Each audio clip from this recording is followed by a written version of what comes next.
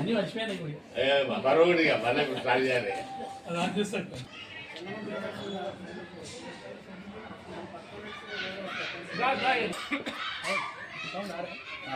ఏర్పాటు చేసుకోవడం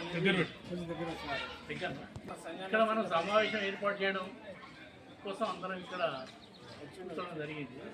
వాస్తవంగా మనము ఒక ఆలోచన ద్వారా ఆయన యొక్క ఫిలాసఫీని అర్థం చేసుకొని దాన్ని నడిపించాలనే ఉద్దేశంతో మనం బుద్ధుని ఫిలాసఫీ ఆధారంగా ఒక పని చేస్తున్నాం. సేమ్ టైంలో అంబేద్కర్ ఆలోచన ద్వారా ఆయన యొక్క ఫిలాసఫీని తీసుకొని ప్రజలకు ఉపయోగపడే విధంగా మనం కార్యక్రమం రూపొందించుకోవాలని దాంతో అతని ఆలోచన ద్వారా కూడా తీసుకుంటాం మనం.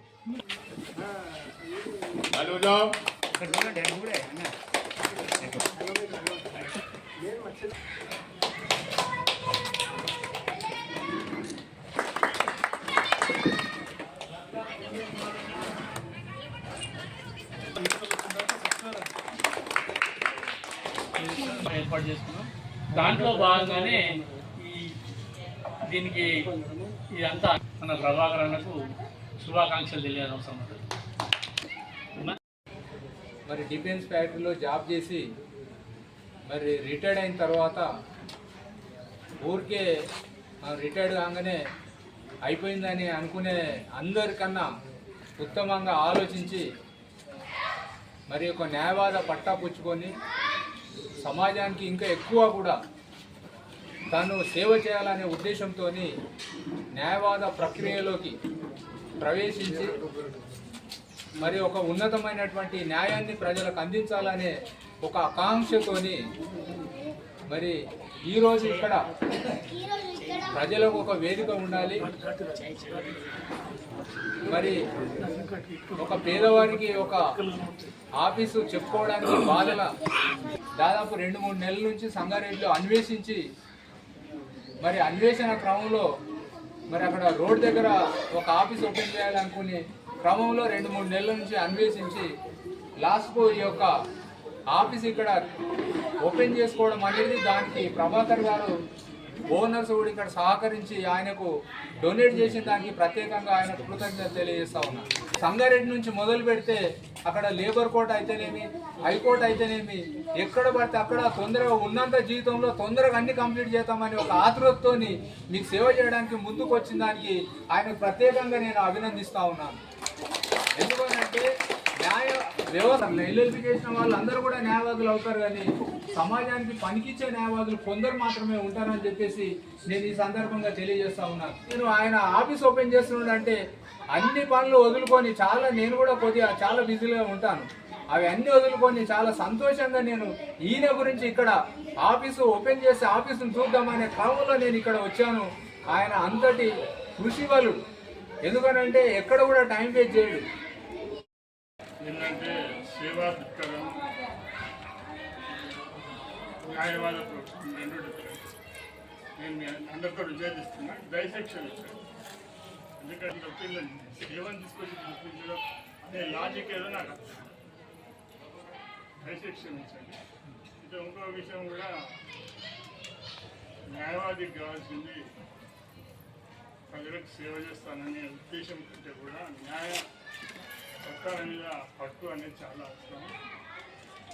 పట్టు సాధించుకొని మేము అందరికీ హెల్ప్ చేయాలని నేను కూడా అనుకుంటున్నాను. దానికి మా సీనియర్లు పద్మనారాయణ గారు, శేషగిరి గారు సహకరిస్తారు. నాకు ఈ అవకాశం ఇచ్చారు. అడ్వకేట్స్ మరియు మా కార్మిక నాయకుడు అన్న ఈశ్వర్ ప్రసాద్ అన్న గారికి, ఈ సమావేశానికి వచ్చేసిన మీ అందరికీ పేరు పేరున హృదయపూర్వక నమస్కారాలు తెలియజేస్తున్నాను. పేద ప్రజలు, బడుగు వర్గాలు ఈరోజు వాళ్లకు ఒక నమ్మకము, ప్రజలకు జనరల్గా ఈరోజు కూడా ఇంకా నమ్మకం ఏమున్నదని అంటే, ప్రభుత్వాలు వాళ్ళ మాట వినకుండా కోర్టులు, న్యాయ వ్యవస్థ వాళ్ళకి అనే ఇంకా ఆ నమ్మకం.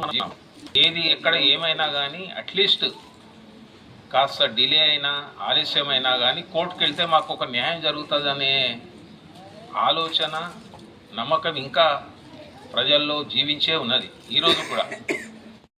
వాళ్ళ గొంతు కావడానికి, వాళ్ళ యొక్క వాయిస్ను సంగారెడ్డిలో, మెదక్లో ఎక్కడైనా నిలిపియడానికి ఎల్ఎల్బి, ఎల్ఎల్ఎం చదివిన, అట్లాగే ఈవినింగ్ కాలేజీలో కూడా నన్ను 2 ఏళ్ళు మా జీఎం గారు సస్పెండ్ చేసినప్పుడు చదివే అవకాశం ఆయన కల్పించాడు.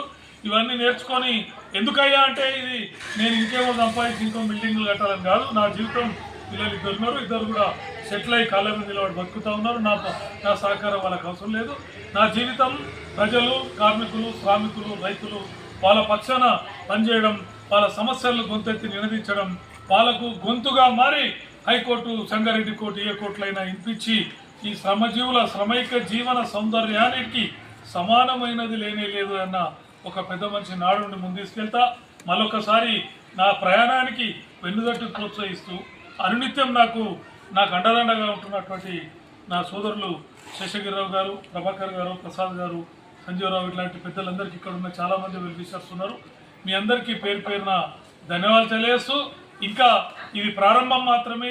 ఈ ఆఫీస్ ప్రారంభంతో కేసులు సమస్యలే కాదు, సోషల్ యాక్టివిటీస్, మానవులకు సంబంధించిన హక్కులు, సౌకర్యాలు, మానవతావాదానికి కూడా మనం కాన్సన్ట్రేషన్ చేయాల్సినటువంటి అవసరం ఉందని నేను బలంగా భావిస్తున్నా.